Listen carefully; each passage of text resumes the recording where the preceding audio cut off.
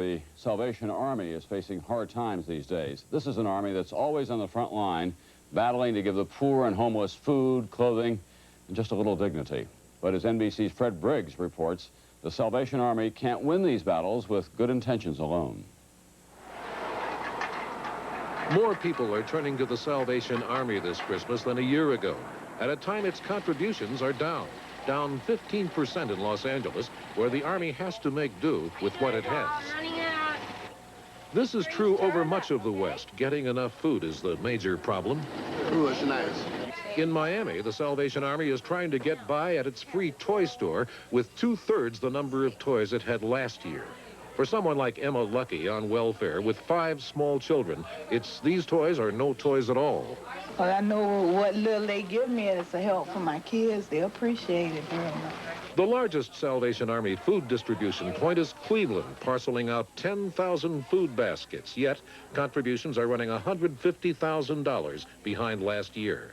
Officials say in times of prosperity, people tend to forget the non-prosperous.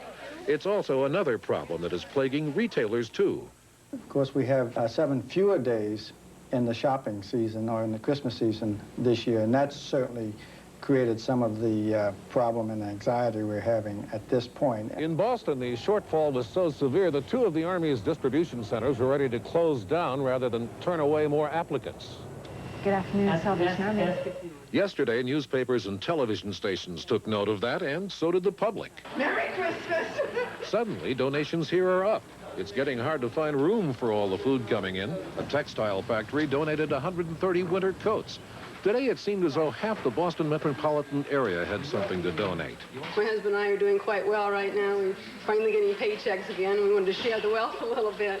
I'm not the healthiest guy in the world myself, so I appreciate anything anyone does for me, and we try to do a little bit for someone else. It's Christmas time. Everybody should have something, whether they can afford it or not. If things keep going like they have in the last 24 hours, we're going to be able to meet the needs of the people.